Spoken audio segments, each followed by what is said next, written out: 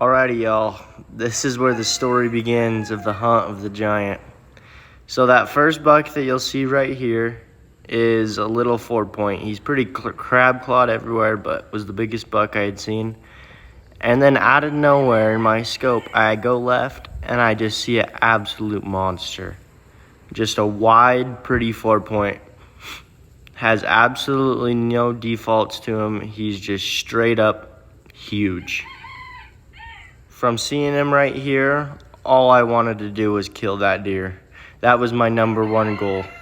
This video was taken about 2 weeks before the hunt, and it was the first time I ever laid eyes on him.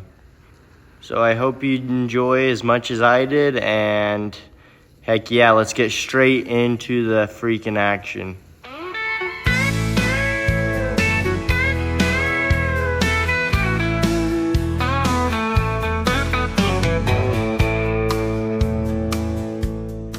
This clip was taken a couple days after I seen him that first time.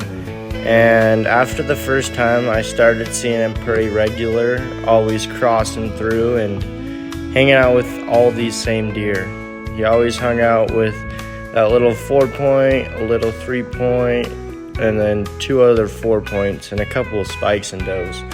But that was about all the deer that kept coming through, so I knew when I saw one of those deer, then the big one was always with him. That was a pretty good indicator that he was around somewhere.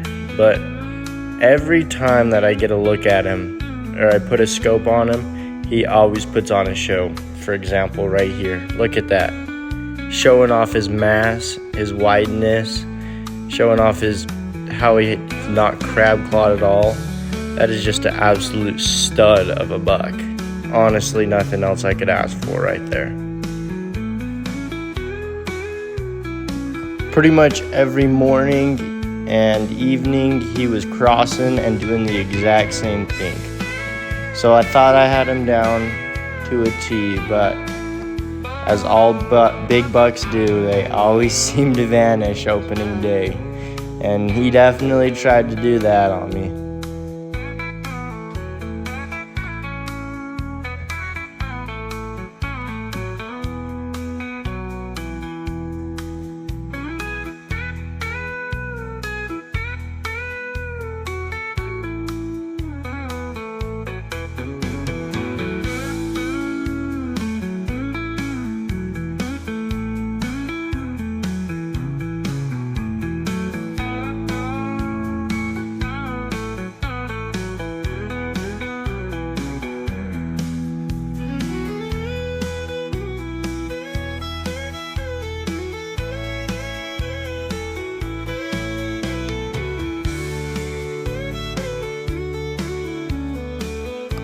For some reason, somehow I ended up getting roped up into going deer hunting up on the mountain instead of down where that big 4-point was. We decided to go up and see if we could find a high mountain mule deer. Turns out we just kept finding bucks on private and people on public.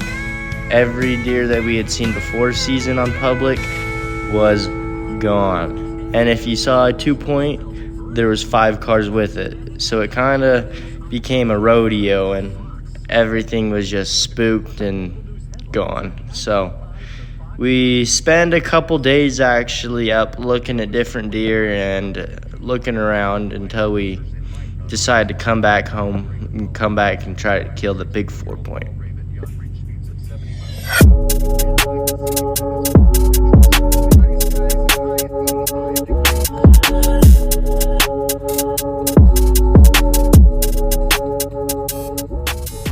You guys tell me, would you rather shoot this deer right here that has weird genetics and is super funky, or would you rather shoot the big wide 4-point that's just perfectly symmetrical? I don't even know what I would shoot because they're both so different but so big.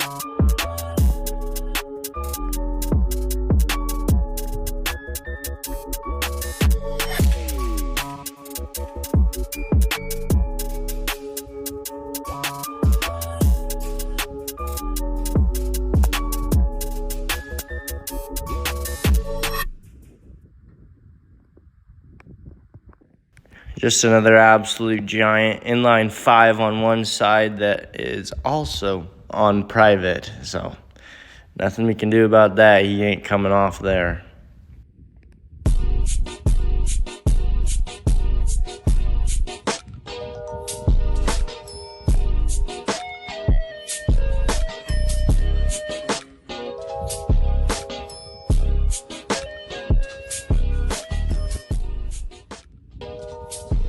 Here's some more pictures and videos of the big buck slipping through my fingers. Like always, I'd be in one spot and he would be in another. We never seemed to connect. She's on the field and she was over there and a guy, his face was gold. He's not walking the right way now, Andy. Until this happens right here. He came in right to me. I mean, 15 feet from me. And I laid the hammer down on him. He was quartered two, so that was a little nervous, but I knew he was so close that I could probably still get a good shot. And it may have been my only opportunity at this big buck. And yeah, the rest is history. I'm honestly still in shock that I ended up killing him and how it ended up happening, and it happened so fast that we couldn't even get the camera out to film my shot, but it's all right, because at the end of the day, the big buck's down. He only ran probably 100 yards before he tipped over a double lung liver shot. Oh my goodness gracious.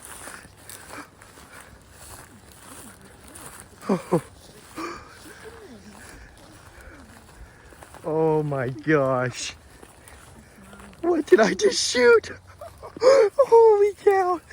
Oh my goodness gracious. That is a huge buck.